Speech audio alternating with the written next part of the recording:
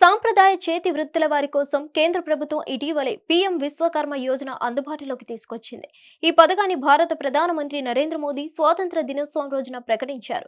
సాంప్రదాయ వృత్తులు చేసే చేతి వృత్తుల్లో పనిచేసే వెనుకబడిన వర్గాల కోసం పీఎం విశ్వకర్మ స్కీమ్ పేరిట 15,000 కోట్ల రూపాయలు కేటాయిస్తామని చెప్పారు. ఈ స్కీమ్ 2023 నుంచి 2024 నుంచి 2027 నుంచి 2028 వరకు 5 ఏళ్ల పాటు అమల్లో ఉంటుంది. సెప్టెంబర్ 17న ప్రధానమంత్రి నరేంద్ర మోదీ ఈ స్కీమ్ ప్రారంభించారు.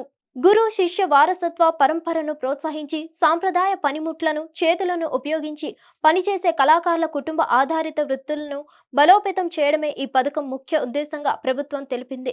చేతి పనుల వారు కళాకారులు చేసే ఉత్పత్తుల నాణ్యతను పెంచడం, వారిని దేశీయ గ్లోబల్ మార్కెట్తో అనుసంధానించడం ఈ స్కీమ్ వెనుకున్న మరో ముఖ్య ఉద్దేశమని ప్రకటించింది.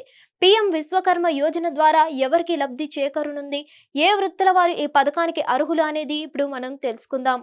ప్రధానమంత్రి విశ్వకర్మ యోజన ద్వారా కళాకారులు, చేనేత కార్మికులకు పీఎం విశ్వకర్మ సర్టిఫికేట్ తో పాటు గుర్తింపు కార్డును అందిస్తారు.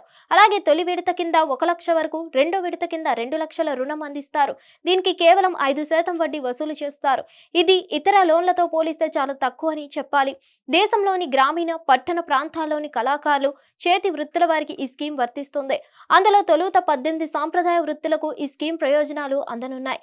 అవి వడ్రంగి, స్వర్ణకారులు, కుమ్మరి, కమ్మరి, శిల్పులు, రాతి పని చేసేవారు, చెప్పులు తయారు చేసేవారు, మెసన్, తాపీ పని, బుట్టలు, చాపలు, చీపుర్లు, తాళ్లు అల్లేవారు, సాంప్రదాయకంగా బొమ్మలు తయారు చేసేవారు, క్షురకలు, పూలదండలు చేసేవారు, లాండ్రీ, టైలర్, చేపల వలలు తయారు చేసేవారు, సుత్తి పనిముట్లు తయారు చేసేవారు, తాళాలు తయారు చేసేవారు ఉన్నారు. పీఎం విశ్వకర్మ పథకానికి సంబంధించి కేంద్ర మంత్రి అశ్విని వైష్ణవ్ గతంలోనే కీలక వ్యాఖ్యలు చేశారు. చేతి వృత్తుల వారికి శిక్షణ కార్యక్రమం కూడా ఏర్పాటు చేస్తామని చెప్పారు. బేసిక్, అడ్వాన్స్డ్ స్థాయిలో ఈ శిక్షణ కార్యక్రమాలు ఉంటాయి.